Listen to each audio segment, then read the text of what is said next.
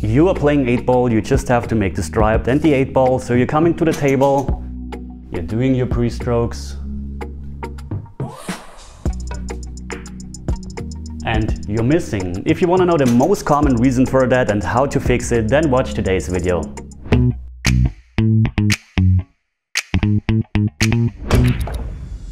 If you're watching my videos on a regular basis, you should probably know by now that I'm always telling you, no matter how simple a shot is, to always have a reliable pre-shot routine, and very important, to visualize the whole shot. This means knowing what the cue ball should do, what spin you're going to use, and very important, at what speed you're going to hit. What I was just doing in the intro was I didn't step or walk into the shot, I just got down from the side. And I also was changing my mind a couple of times, changing the spin that I'm going to use and changing the speed that I'm going to use. This will definitely affect your aiming and harm your shot making ability. So let's talk about how to fix this in today's video. This is just a quick preview on all the different shots you're going to learn today. I'm going to tell you exactly where you need to strike the cue ball and how you have to adjust your aiming for the side spin. And if you stick to the very end, I will show you a great bonus way to get on the 8. As you can see, we have a lot of different options to play this shot, and regarding what option we're going to choose, we of course have to adjust our aiming. So let's go for the slow roll shot first, where we're just trying to hold the cue ball here, and I'm going to play this shot just with right spin on the cue ball. That way I have a lot of spin induced throw. This means I can actually aim the 12th ball to the right part of the pocket or even to the rail. The right spin will throw the 12th ball to the left. That way I can aim fuller and the cue ball loses a bit more energy. If I'm now down on the shot and suddenly I'm deciding, well, I want to hit hard and actually come around 1 and 2 rails, then of course I have to adjust my aiming, because then I have a lot of deflection. This means the cue ball will actually be pushed to the left, so I would completely miss the ball to here.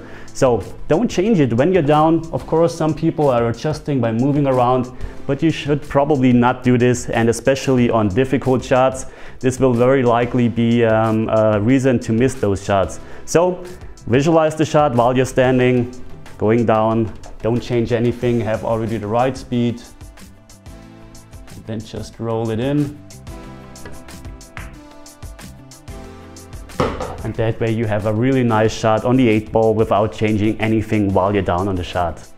Because we just talked about it, let's now go for the option where we're stunning the cue ball into the short rail, bring the cue ball out with right spin, and in this area for the 8-ball. I'm going to use low and right on the cue ball, and I'm hitting with a medium speed. This means the spin induced throw and the deflection will cancel each other out.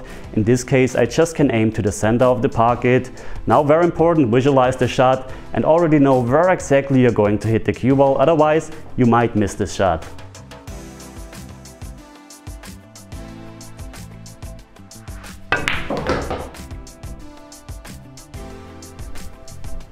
And you can see we have a nice shot on the 8-ball.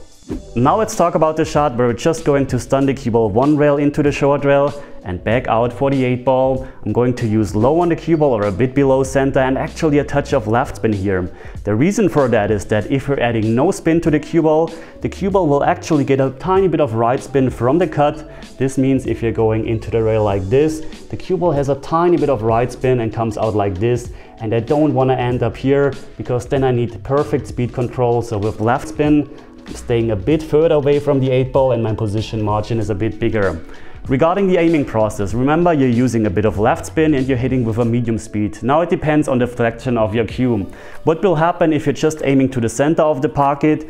The cue ball will have a bit of deflection on it and actually hit the 12th ball a bit too thin into the left part of the pocket. This is why you actually have to aim a bit more to the right part of the pocket. Deflection pushes the cue ball towards here and you should hit the center of the pocket. Alright, let's show you how this shot would look in action. Very important, know what spin you're going to add, visualize the shot.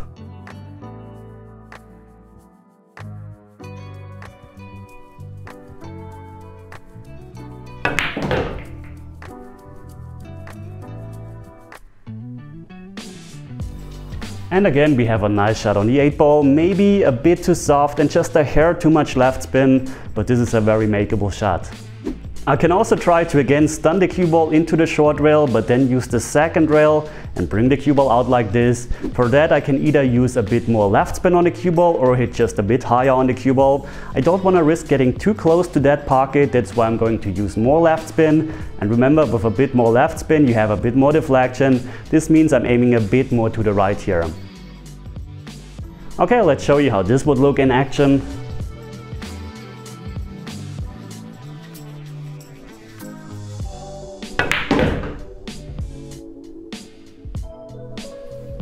And again, we have a very nice shot on the 8-ball.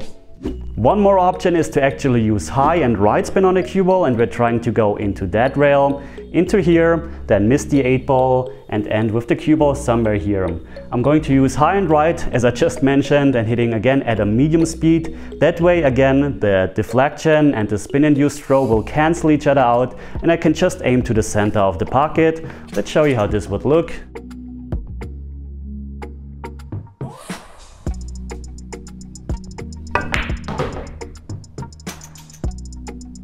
It's a bit dangerous because you're going towards the 7-ball, so I have kind of a makeable shot here, but I wouldn't recommend this option. First of all, it's very difficult or very dangerous to end in front of the 7-ball. Maybe you can also hit that 8-ball, so I wouldn't recommend that, but that was also an option to play the shot. You know what, let's show you one more option, which is a bit more like an exhibition shot. What we're trying to do is to actually draw the cue ball past the 8-ball, use some left spin on the cue ball, that opens the angle and that also speeds the cue ball up, and then come a couple of rails around and end up in this position here. We have to hit a bit harder because the cue ball needs to travel a lot here. So again, we're using left spin. This means the cue ball will deflect to the left. To the right, excuse me. This means I have to aim to that part here of the rail, to the right part. The cue ball deflects to the left and we will actually make the 12th ball into the pocket. But I'm trying to use the right part of the pocket just because I tried to pass the 8-ball on that side. So I'm aiming a bit fuller here. So let's show you how this would look.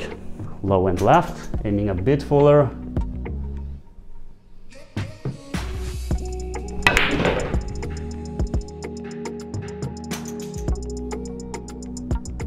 And again, we have a very nice shot, which I wouldn't recommend to do this way because it's a lot more difficult than the previous examples. We have 7 balls in front of the side pocket and you have to play them in order from 1 to 7 into the side pocket, and you aren't allowed to touch any rail with the cue ball. This is a great exercise to work on close cue ball control, and you have to be on the right side of the balls every single time, otherwise it's getting really difficult.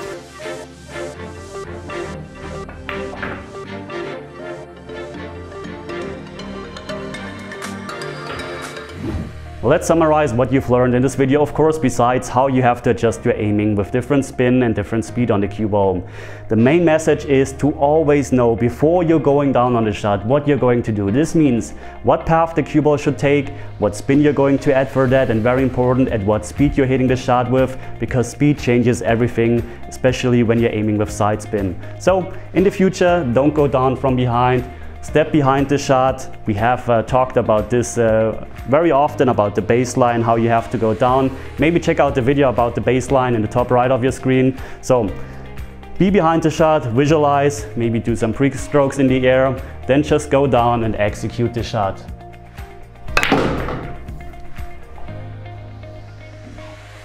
This is, by the way, also an option that you can get used to get position on the 8-ball, which is a bit more like an exhibition shot compared to the one we've played before. Okay guys, I hope you've enjoyed this video, I hope you've learned something new. If so, please consider to leave a like, leave a comment if you have any questions, subscribe to my channel if you haven't already. A huge thank you goes out to every single one of you who's supporting me. Thanks for watching guys, and as always, see you at the next lesson. Take care.